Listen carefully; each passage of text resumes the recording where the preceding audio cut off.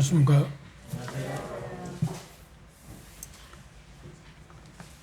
로마서 8장에 있는 본 보겠습니다.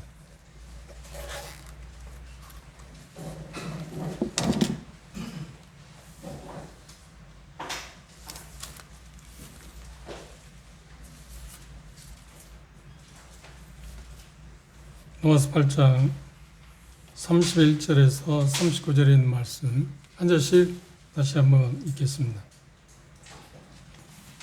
제가 로마서 8장 31절 읽겠습니다.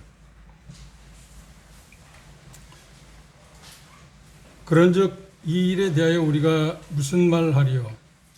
만일 하나님이 우리를 위하시면 누가 우리를 대적하리요?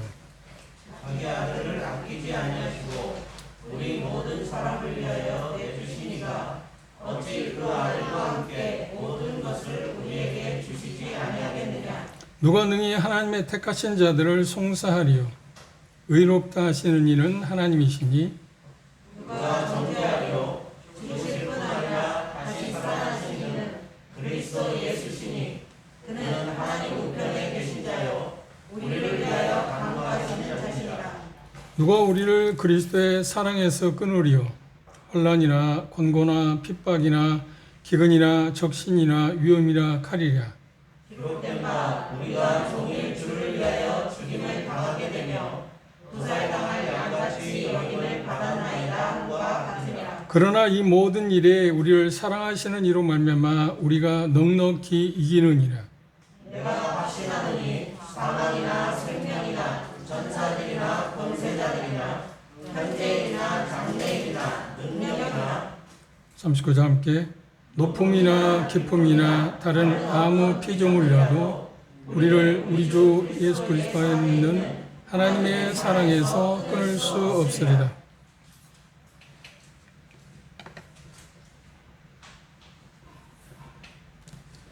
여러분의 삶에서 이런 질문을 해보거나 이런 질문에 대해서 뭐라고 대답하시겠습니까? 사람이 이 세상에 살아가면서 느낄 수 있는 감정이 있잖아요. 그 감정의 최고의 감정은 어떤 것일까요? 우리가 세상을 살아가면서 누릴 수 있는 최고의 감정, 그건 어떤 걸까요? 잠시 힌트를 드리면 우리가 예수 그리스도를 개인의 구주로 영접하고 그분을 우리 주와 그리스도로 구세주로 믿었을 때 느끼는 그런 감정일 것입니다. 오늘 이 본문에서 그런 비슷한 이야기를 지금 바울 사도는 하고 있습니다. 인생에서 다른 표현을 한다 하면 그리스도인이 아니고서는 이런 감정을 느낄 수 있는 사람은 아무도 없습니다. 하나님만이 주실 수 있는 특별한 감정입니다. 최고의 감정. 그건 바로 우리가 생각할 때 여러 가지 여러분들이 마음 가운데 답변을 했을 겁니다. 평안이라든지 뭐 기쁨이라든지 여러 가지. 그런데 그것보다 가장 큰 감정은 안도감입니다. 자, 됐다. 안도감. 이게 인생이 누릴 수 있는 최고의 감정이랍니다. 이 안도감은 어디에서 오는가요? 하나님의 말씀을 근거로 해서 하나님께서 아드님 되신 예수 그리스도를 십자가에 희생하는 결과로 인해서 우리에게 주어지는 은혜의 선물입니다. 이것이 바로 우리에게 주어진 최고의 선물, 안도감입니다.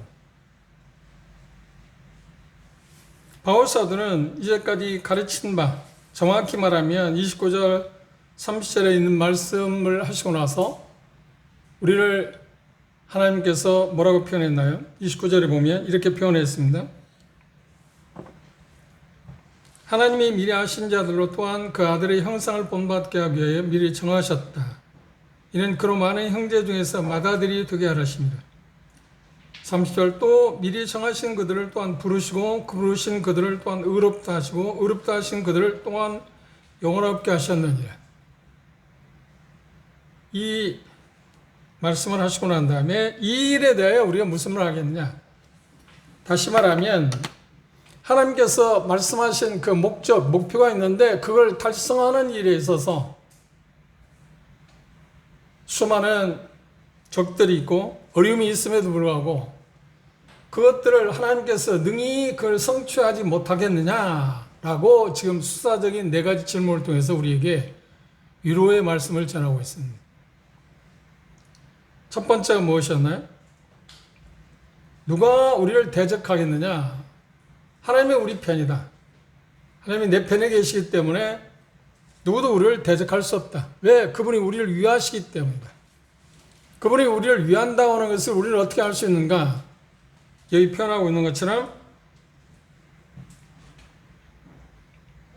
자기 아들을 아끼지 아니하시고 우리 모든 사람을 위하여 내주신 이가 어찌 그 아들과 함께 모든 것을 우리에게 선물로 주지 않겠느냐.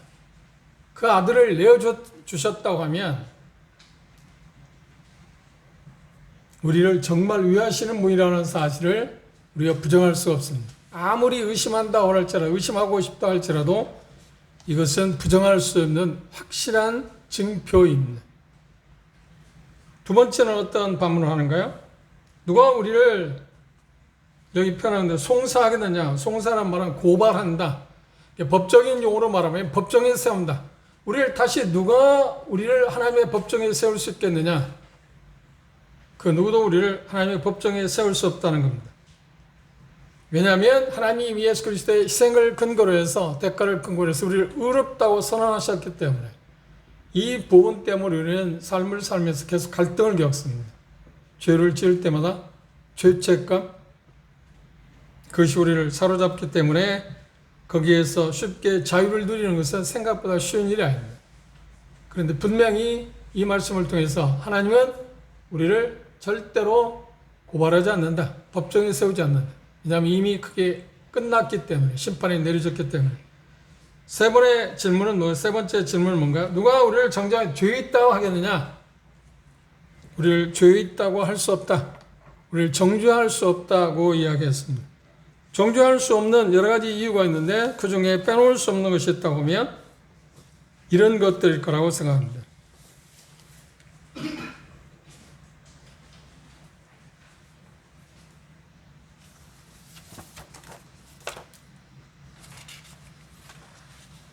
첫째, 우리를 대신해 주신 그분이 예수 그리스도이시기 때문에 다시 말하면 죄속, 속죄함, 구속을 이루었기 때문에 우리를 어떻게 누가 정죄하겠느냐.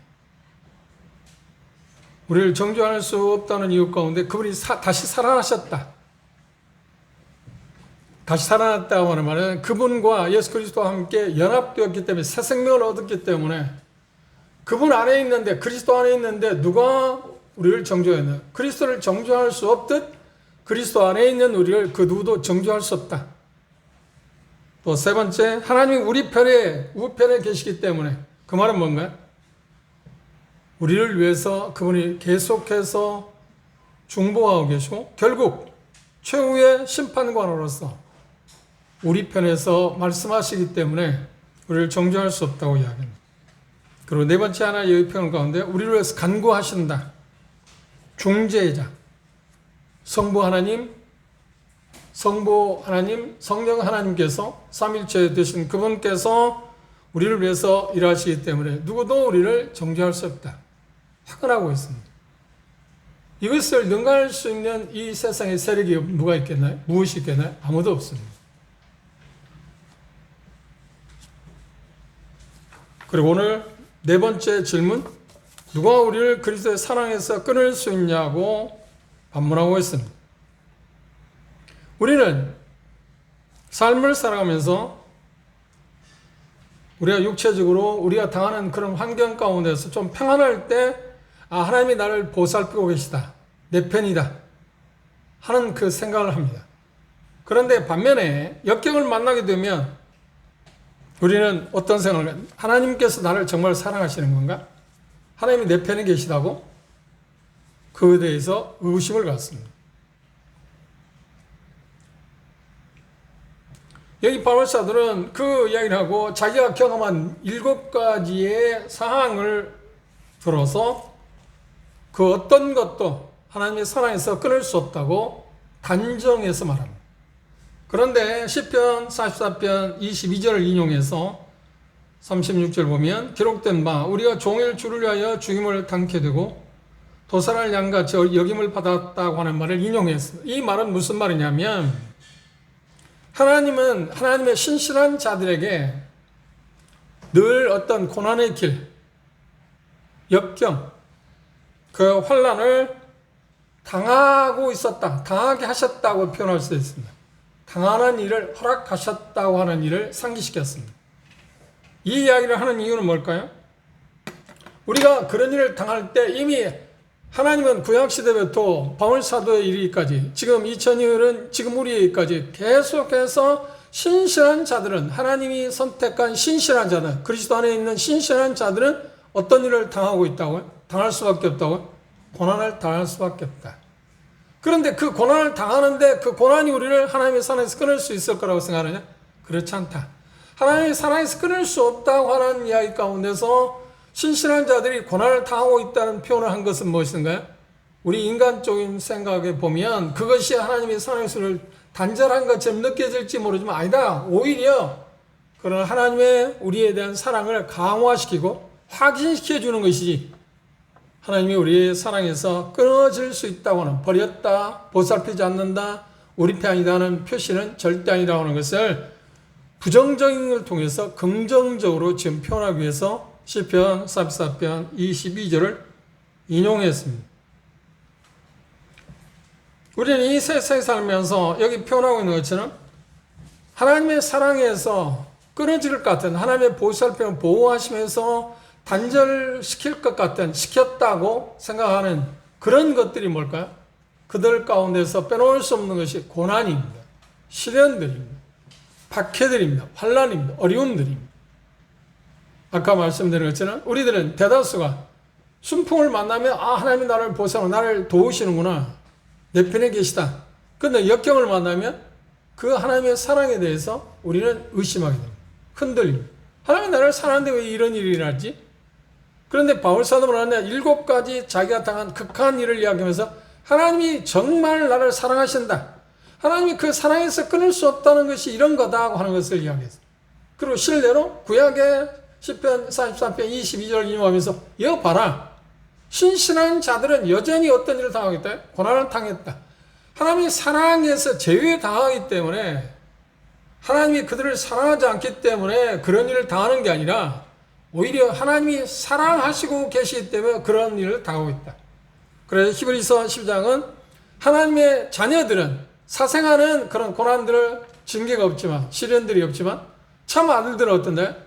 당연히 뭐가 있다고요? 시련들이 있다. 시련은 그걸 징계라는 표현을 씁니다. 훈련, 교육이라는 단어를 씁니다.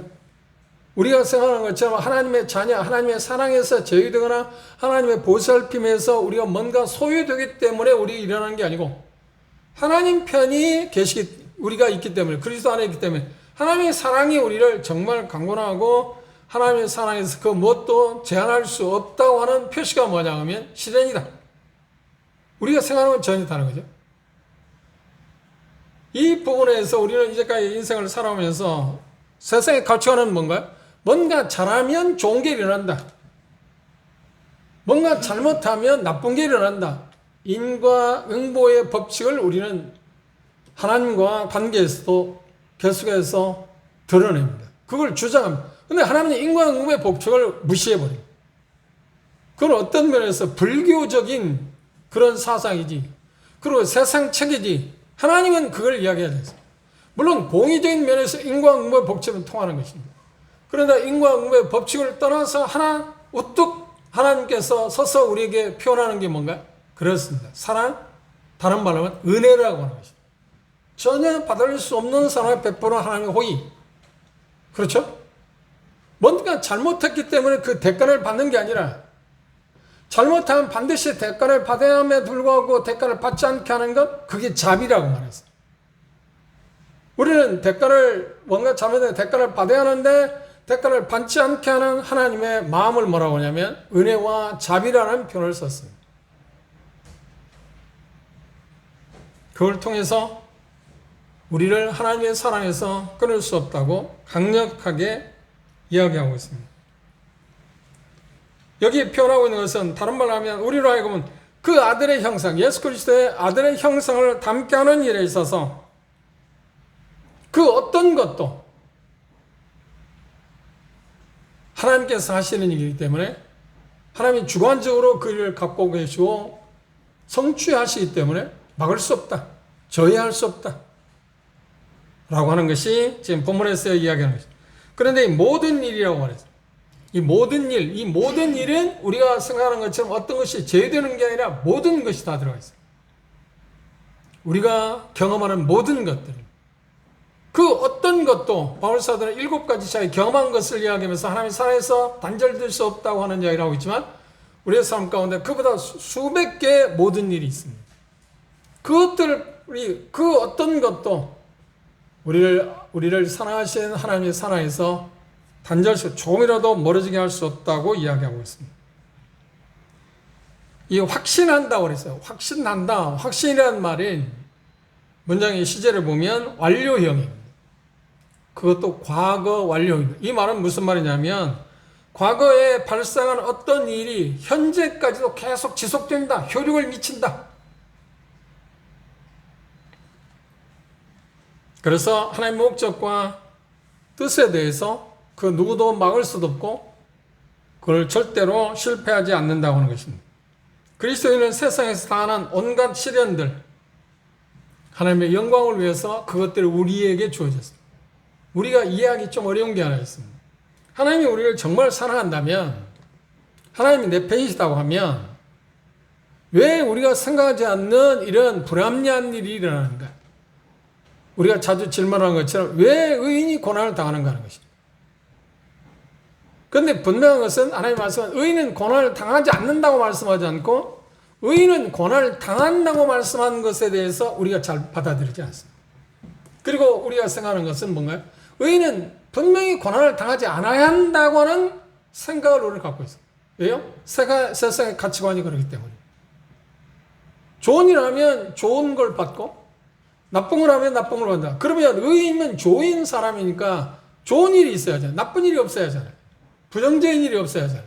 그런데 의인은 부정적인 일이 있다. 그건 하나님께서 이미 과거에 구약 시대에도 계속 이야기했다. 신실한 자들이기 때문에 고난을 겪는다. 고난을 겪게 하는 이유는 뭘까요? 왜 의인이 고난을 겪는가요? 하나님이 왜 의인에게 고난을 선택하는가요? 그것의 가장 두드러진 표현은 뭐냐면 우리는 하나님의 영광이 이르게 하기 위해서라고 표현하고 있습니다. 그건 좀 어려운 말입니다. 그런데 또 하나 우리를 고난을 당하게 하는 이유는 뭔가요? 우리를 의존하지 않고 하나님만을 신뢰하게 하기 위해서. 하나님의 신실하심을 우리로 오히려 더 경험하도록 하기 위해서. 우리에게 고난을 허락하십니다. 의인이 왜 고난을 허락하냐에 대한 답이 욥기에서 나왔어요. 욥은 당대 최고의 의인이었잖아요. 그런데 왜 그 고난을 당하는가요? 그런데 새 친구로 말하는 거야. 네가 죄를 지었기 때문에 뭔가 잘못했기 때문에 고난을 당한다고 계속 공격하잖아요. 그런데 하나님이 나중에 뭐라고 해요? 욥이 잘못해서 고난을 당한 게 아니다. 욥을 의인이 고난을 당한 이유가 뭐냐면 욥에게 특별한 것은 뭐냐면 사단으로 하여금 이런 상황에서도 하나님을 신실하게 섬길 수 있다는 것을 보여주기 위해서 욥을 사용하신 겁니다. 그런데 욥은 그걸 아는가요? 아예 욥을 모르죠. 근데 우리는 그 과거의 역사를 통해서 우리는 그걸 알고 있습니다. 그걸 알고 있음에도 불구하고 우리에게 그런 어려움이 오게 되면 우리도 여전히 욥처럼 아니면 모든 사람이 생각하는 것처럼 그런 부정적인 생각을 합니다. 하나님이 정말 나를 사랑하시다면 어떻게 이런 불합리한 일이 일어나는가? 왜 의인이 고난을 당하는가 하는 그 질문을 할 수밖에 없습니다. 그런데 오늘 이 말씀을 통해서 바울 사도는 뭐냐면 내가 뭔가 불의한 사람이기 때문에 옳지 않은 사람이기 때문에 7가지 항목을 이야기하면서 그것 때문에 내가 지금 이런 일을 당한다고 말하지 않고 하나님의 사랑에서 끊어질 수 없다는 것을 증명하기 위해서 이런 일을 당하고 있다는 거예요. 좀 전혀 다른 게 아닙니다. 그것을 우리가 말하는 믿음이라고 말합니다.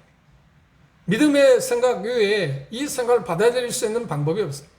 인간이 어떤 지성을 갖고 있어도 이걸 설명할 수가 없습니다. 그걸 받아들일 수가 없습니다. 그래서 이 말씀을 통해서 우리가 받아들이고 간주해야 할 것은, 믿음의 방파로 사용할 것은, 우리에게 불합리할, 불리한 일들, 역경, 고난, 시련들이 오게 될 때 하나님이 나를 내 편에 안 계시다든지 나를 보호하시지 않는다든지 하나님이 나를 사랑하지 않는 거야 라고 생각하기 전에 뭐라고요? 하나님이 그걸 나를 사랑하는 일종의 하나의 표시다.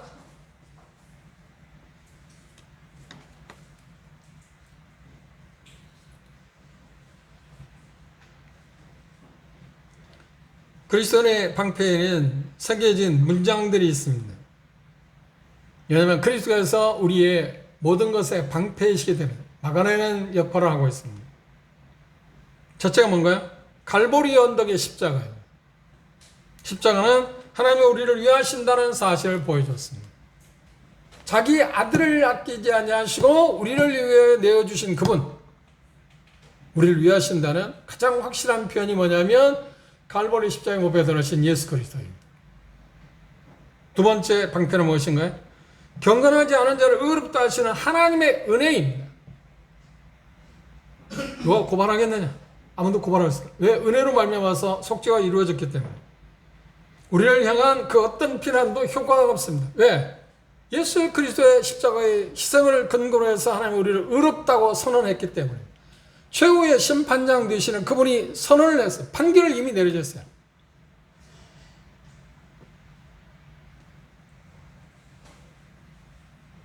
그리고 또 하나 방패는 뭔가요?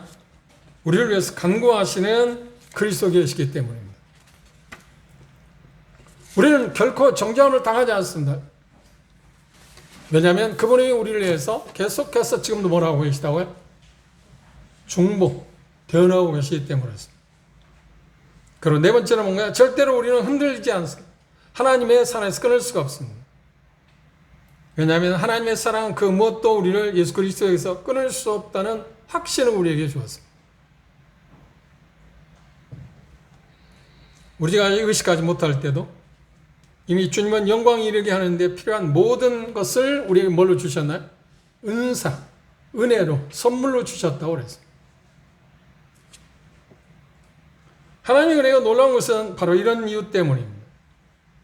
그래서 우리에게 필요한 것은 믿음의 손을 들어서서 그 손을 사용하는 것입니다. 그 손을, 믿음이라고 하는 손을 통해서 그리스도를 붙잡는 것입니다. 그분이 말씀하신 말씀을 붙잡는 것입니다.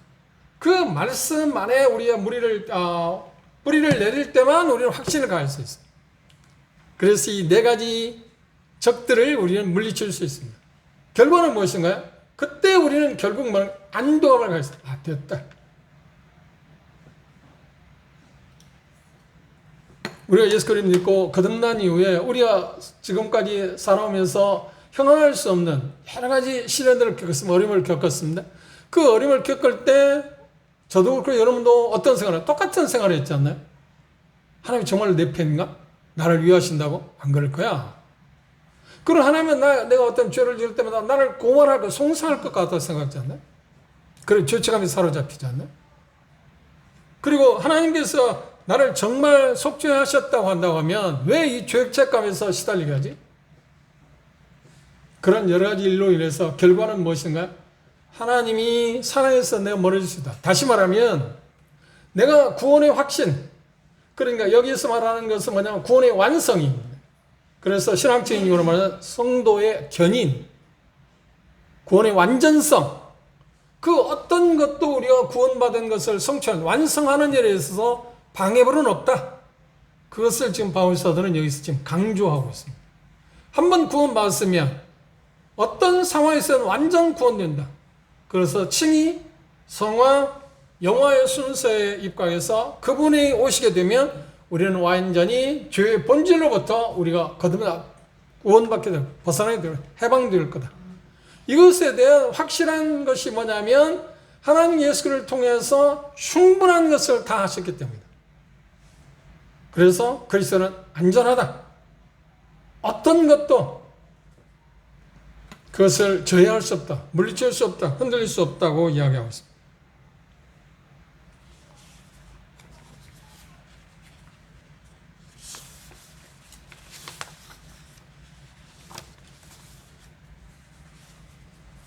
바울 사도는 여기에서 지금 표현하고 있는 것 가운데 빼놓을 수 없는 하나님의 충족성입니다. 하나님의 충족성을 두 가지 면에서 이야기했습니다. 그건 뭔가요? 하나님이 우리를 지키신 분으로서 충분하다. 하나님이 우리를 지키신다면, 하나님이 우리를 보호하신다면 그 무엇이 우리를 방해할 수 있는, 해방하고 막을 수 있는 게 뭐예요? 하나님이 우리를 보호하신다. 하나님이 우리 편에 계시다. 불안할 게 하나도 없잖아요. 왜? 하나님은 최고의 분인, 모든 것에 전능한 분이라고 말하지 않나요? 그것을 우리를 하여금 믿게 하기 위해서, 확신할 수 있게 하기 위해서 어떻게 하냐면, 하나님이 말로만, 말씀으로만 내가 너희를 위한다, 내가 너희들을 모든 것을 필요한 걸 내가 공급한다 하는 것으로 하지 않고, 전혀 그 누구도 그것에 대해서 이의를 제기할 수 없는 일을 하셨습니다. 어떻게? 자기 아들을 아끼지 아니하고 내어주신 근거를 통해서 하나님이 우리에게 충분하다, 충분한 일을 하고 계시다, 지키시는 분으로서. 그래서 어떤 피조물도, 그 어떤 것도 그 하나님이 우리를 사랑해서 끊을 수 없다고 말했어요. 왜 그럴까요? 하나님의 사랑이 우리를 붙잡고, 내가 다른 표현을 하면 요한복음 10장 28절에 있는 것처럼 내가 예수 그리스도를 잡는 게 아니라 예수님께서 나를 잡고 계시기 때문에 절대 놓칠 수가 없지 않나요? 그 손에서 빼앗을 자 없다고 그래서. 왜? 그분은 만유보다 크시기 때문에. 이게 확신입니다.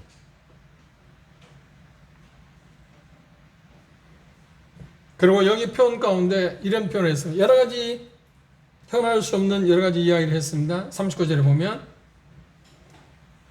사망이나 생명이나 능력이나 높음이나 기쁨이나 다른 아무 피조물, 여기 보면 다른 아무 피조물이라는 말은 뭘 말하냐? 나 자신까지도 포함합니다. 우리 스스로도 거기서 하나님의 사랑에서 빠져나올 수 없다. 벗어날 수 없다. 아무리 우리가 그 손에서 놓여지고자 아무리 호소한다고 해도 하나님이 그 나를 한번 잡은 손을 절대 놓지 않습니다. 다시 한번 그걸 확인해 볼까요? 요한복음 10장입니다.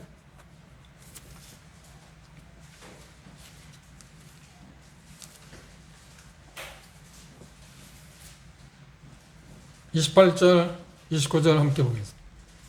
요한복음 10장 28절 29절입니다. 함께 읽겠습니다. 시작. 내가 저에게 영생을 주노니 영원히 멸망치 아니할 터이요 또 저희를 내 손에서 빼앗을 자가 없느니라. 저희를 주신 내 아버지는 만유보다 크심에 아무도 아버지 손에서 빼앗을 수 없느니라. 여기 단어에 영생이라는 말이 주목해야 합니다. 영생이라는 말은 무슨 말인가요? 구원의 완성. 다시 말하면 아버지 집에 들어가는 그 모든 과정까지가 예수 그리스도를 믿고 거듭나는 순간부터 구원이 완성되는 단계까지를 포함한 것, 모든 것이 함축된 말이 뭐냐? 영생이란 말이에요. 그걸 주셨기 때문에 하나님께 주셨는데, 성부 하나님께 주셨는데 어떻게? 그 아들을 희생을 통해서 희생시키고 그 결과를 우리에게 주셨기 때문에 그때 그분이 우리를 잡으신 겁니다.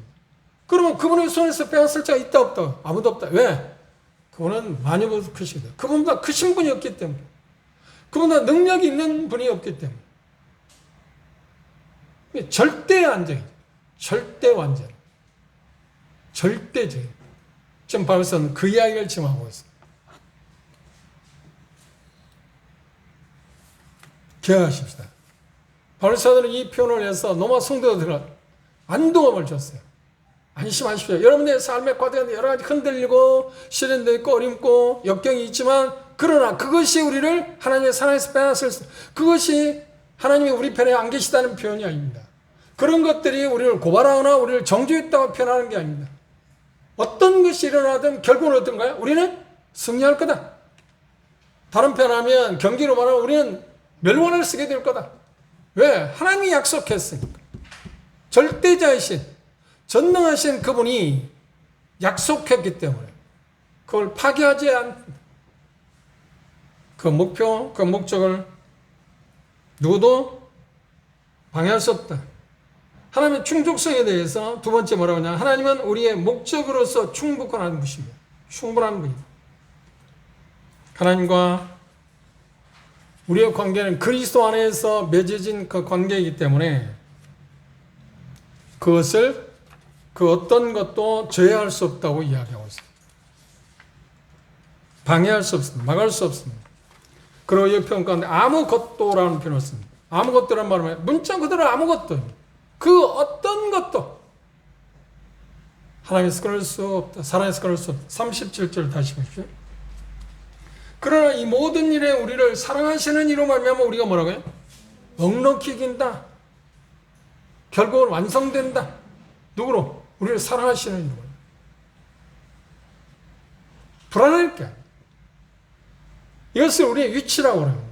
이 위치를 확고히 잡고 있어야만 우리의 삶 가운데 상태적으로 여러 가지 시련도 있고 어려움이 있어 흔들릴 때마다 다시 원상태로 돌아올 수 있어요. 우리의 삶을 회복시키는 것은 내가 누구인가? 하나님과 나와 관계는 어떤 관계인가? 나는 지금 어떻게 지금 살고 있는가가 그건 다음 문제입니다. 그걸 해소할 수 있는, 상태를 고칠 수 있는 유일한 방법은 내가 누구인가를 인식하는 것입니다. 나의 정체성. 여기 바울 사도 말인가요? 나는 누구라고요? 우리는 누구라고요? 하나님은 우리 편에 계시다. 내 편에 계시다. 그리고 누구도 우리에 대해서 법정에 세울 수 없다.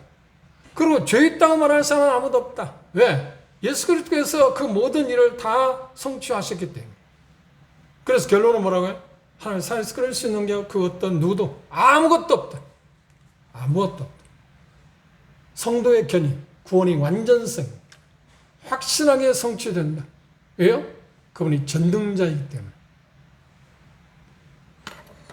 끝으로 이 19절을 읽고 마치겠습니다. 완전한 확신의 시라고 그랬습니다. 하나님의 선하심이 시작하신 일, 하나님의 힘센 발이 완성하시리라. 하나님의 약속은 예이고 아멘이다. 결코 상실된 적이 없다. 미래 일들도 현재 일들도 아래에 있거나 위에 있는 모든 것도 그분의 목적을 포기하도록 하거나 나의 영혼을 하나님의 사랑에서 끊을 수 없도다. 하나님의 손안에 있는 내 이름은 영원토록 지워지지 않으리니 하나님의 마음속에 지워지지 않는 은혜의 표시로 날인되어 남아있다. 그렇다. 끝까지 나는 견고하리니 하늘의 영화된 영들도 나보다 안전하지 않을 거다. 기도합시다.